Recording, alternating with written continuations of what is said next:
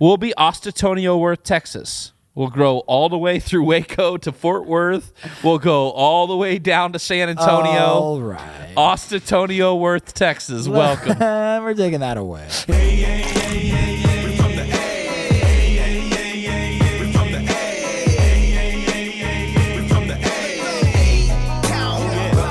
Dear Austin. Dear Austin. Welcome. Hello. To the fireside chat time. That's right. The patio chat. You feel the mister? You feel it coming down? Oh, thank God. You've ordered a beer. We're waiting on the beer. It's coming. It's, It's going to be a late growler. October. That's right. You're going to a whole growler? A whole growler. You're going to drink like 60 ounces of beer? That's what we're doing. Wow. Well, I don't drink beer. Uh-oh. So I'll drink 60 ounces of whiskey. We wanted to take a couple moments, and we wanted to talk about, we're calling this episode Memory Lane. Memory Lane. And there's three things we're going to talk about. We're going to share a couple stories. One each. So, Laz, when did you first know that Austin, Texas was your home? So, moved here in February of... Uh-oh, he's pouring more. Moved here in February of 2015. Uber it is. And so I started, just doing comedy when I first got here. When you first get on stage, it's not great, right? There's a learning curve, of course. Fast forward a year.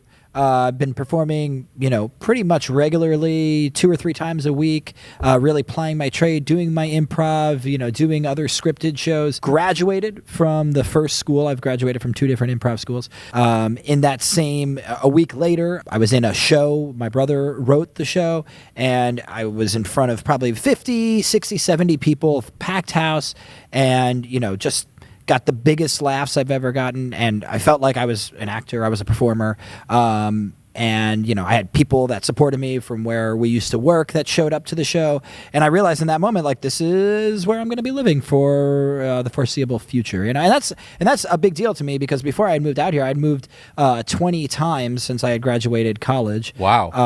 And that's a big fact. That's a big fact. You are 30... I'm 34. That was 8 years. I had moved 20 times. 20 times in 8 years, Laz. Yeah. Now, are you talking about, like, I lived in this apartment, and then I moved 3 blocks down to that apartment, or are we talking about, like, I lived in this city, then I tried that city, then I went to this state? I would say there was a lot of different places in New Jersey, but the way that New Jersey's broken up, you have the South, you have the North, you have, like, the shore. So I lived in all of those, and I jumped around from there. So that was almost like 3 different states, and I was living in different boroughs in New York City. So, it was in a concentrated area, but that area is so densely populated that it was almost like moving, starting over every time. Yeah, and I did. I probably started over 5 or 6 times in that period, and now I'm in Austin, and wow, this is me. So the moment I knew that Austin was my home, so we came down. I interviewed with a company, but I remember it was the fall and it was raining, and we were out by Lakeway, and I was hungry. And so we got in the car, and we started driving up Bee Cave Road. And I noticed off to the side of the road, there's a little, like, food trailer court. And one of the food trailers was on, and it said, like, barbecue fusion tacos. And I came, and the window was closed, but it said open, so I, like, knocked on the window, and the guy opened up the window, and it's, like, 10:30 at night. okay. And the guy's like, "Can I help you?" And I was like, "Yeah, we're looking for something to eat. I don't want to go to McDonald's or Whataburger. Like, we're in Austin. I want, like, something real." I'm not the kind of person that, like, when I go to a new place, I always try to find the restaurants that are the local places. Mm-hmm. I'm just not a person that loves homogenization. So the guy's like, "Well, listen, like, I don't have my full menu. I'm out of brisket, but I have some pulled pork and I have this. I'll make you dinner. I'm technically closed, but I would love to serve you." And he made our dinner. We sat in our car because it was raining, and we ate it 11 o'clock at night. And it was at that moment I knew I am going to go to Austin. All right. Let's talk about our quintessential Austin moment. Let's do you first this time. All right. I have 2 of them. So you can do both. You just got to keep it brief, which I know is, it's like saying hold your breath for 30 minutes. And, yeah. I'm going to stick with the one that I declared first. Okay. So ACL Festival, Sunday afternoon, dusk, sunset, Samsung stage, the main stage at ACL 3 years ago. Stage here, skyline here, sunset here. On the stage, coming to the stage, Mr. Willie Nelson.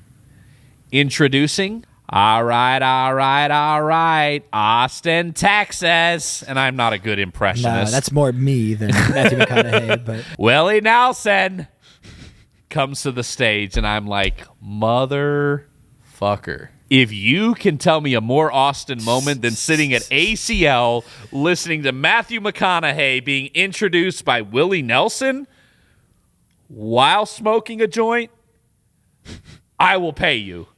If you can give me a more quintessential moment for Austin, Texas than that. Top it. Okay. I don't know if I can do this. So my first date with my partner, my booski, the baby bear, right? The lady of my life, right? We met on a dating app. Right, not one of the swipe ones, but we still met on a dating. Doesn't matter. Doesn't you matter. swiped her, right? Whatever. You ended up I did, together. Right? We ended up together. Whether you intended to be for the night or for the rest of your life, you're still together. That's right. So her profile was about ice cream, right? Ice cream. So I said to her, "All right, so we know where our first date ends." Right. But where does it begin? That was the first thing I said to her, and she was about to delete the app and get rid of, the dating apps because they weren't. Because that's the way they work. Right, exactly. But then she saw this idiot who sent her this dumb message. She's like, who the hell does this guy think he is, right? So I said, so where are we actually going on this first date, right? And she's like, I don't know. I was like, do you want to go get barbecue? Because we're in Austin, right? So we made plans to go to Ruby's, which is no longer open, but it was within walking distance, I thought, of where I was living. So we were going to meet at Ruby's, get some barbecue on the first date, right? And stupid me, I was having issues with the contacts. I was running late, but I had a really good parking spot. And it was like where I was living, it was the only free parking in my entire. So if I had moved my car, I might not have been able to park for the rest of the night, right? So I decided to walk over to Ruby's, and it's right near Spider House. So it was a good 10-minute walk in 95-degree weather.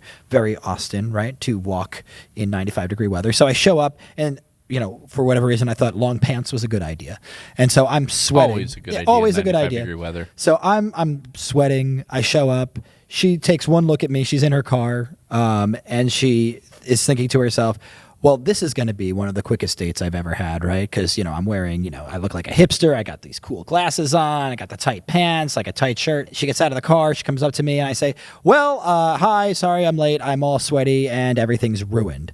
And that was the first thing I ever said to my partner. And in that moment, she's like, well, maybe this date will last a little bit longer than I thought, right? So we order way too much because it's barbecue, and that's what you do in Austin. You order too much. I eat everything in the world, right? Because I think it was a cheat day we were having at the time. We decide we're going to go sit in this park where right by where I was living, and we're walking over to the park, and I tell her, look, it's Austin, and there's a lot of dogs in Austin, and when I was 10 years old, I was bit in the face by a dog. So if I hear anything that sounds like a dog that might not be on a leash, I am running in the other direction, and you're just going to have to take care of that dog. And again, she's like, what is wrong? Where did this guy? Gallant gentleman you are. That's right. Winning her over moment by moment. That's what I was doing. I think we're going to have to, you've told the story, but I think sheer will got us our partners, because my story is no more beautiful. So we lay out, we're looking at the stars. I'm sitting there, I get bit 28 times by mosquitoes. I love how you counted. Yeah, this is the second counted. time you told me that. And it's an accurate number. After our first date, I was sending her pictures of my swollen feet and legs, and I was wearing long pants, so it got into the pant legs. It was just like I was covered in mosquito bites. And then afterwards, we walked back to my place, and then walked probably another it must have been probably about 2 miles to go get Amy's ice cream at 1 in the morning. And again, what's more Austin than 1 in the morning Amy's ice cream? And then we left, and first kiss happened right at her car, and somehow she still talked to me the next day. The next day, you actually came to my birthday party. I came. It wasn't your birthday. We were building the fire pit. Oh, that's right. For your birthday. So and we had my to go. birthday was the next week, That's and right. she came to And my she birthday came, party. She I came remember to your that. birthday party. That's right. Somehow I tricked her. Into, that's how I feel every day. Yeah, I tricked her. How into, did I trick? I have no idea. How did I? I don't know. I don't know what I did, or how that worked. But 2 years and 3 months later, here we are. When did you first feel like you were an Austinite? It was the last year of Fun Fest, and the comedy theater that I was doing a lot of my work with was the comedy sponsor of Fun, and anybody that has gone knows that there is a big comedy component to Fun, unlike ACL or the other festivals that we have. But what they had done in the past is that they had left the theater and marched down Lavaca Street all the way to Auditorium Shores, into the festival in costume to just make their presence known, create a scene, draw a crowd, that whole thing. And so I was invited in my first year here to take part in this, and the theme was Eyes Wide Shut that year. So we were all going to the masquerade ball, and at the time it was November, so I was sporting the Movember mustache at the time, and I was looking my scariest. And the masquerade mask. And the masquerade mask, I had some nice feathers and everything, and marched from all the way down from 7th and Lavaca all the way down. So we're talking probably about a mile and a quarter. It was it was like a good 25-30 minute walk, and then we marched around the entire festival when we were down there. I was thinking about this, and I wrote down one thing, but I actually think that my most Austin moment just happened recently. The moment I really felt like an Austinite. And I don't want to get into the background of it, but let's just say I've not always been as open-minded as I am now in life. I've had to evolve.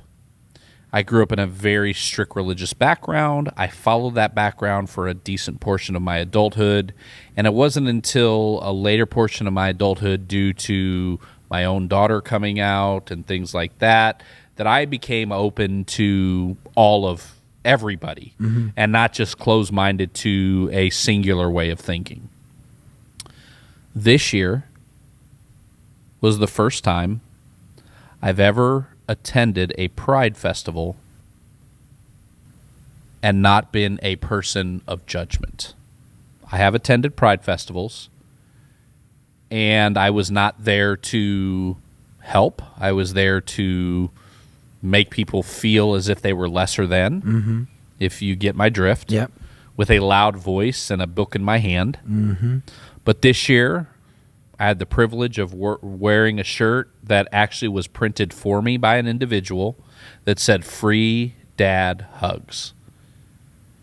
And at that moment, when I had 15, 20 people come up and hug me and thank me, at that moment I knew that I had truly evolved into the person that I needed to be here, and into the person I want to be. Yeah.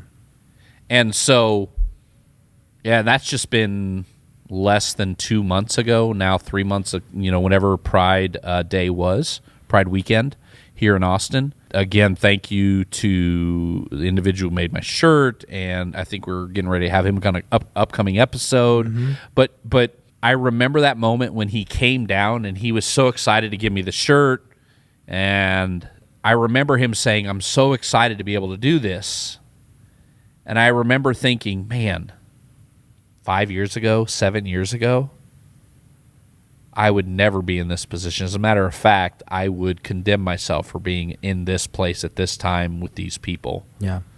And I was so thankful for that moment. Yeah. And so that's my moment when I just recently, been here 5 years, I recently feel like, yes, I'm here. You're an Austinite. I'm an Austinite. Yeah.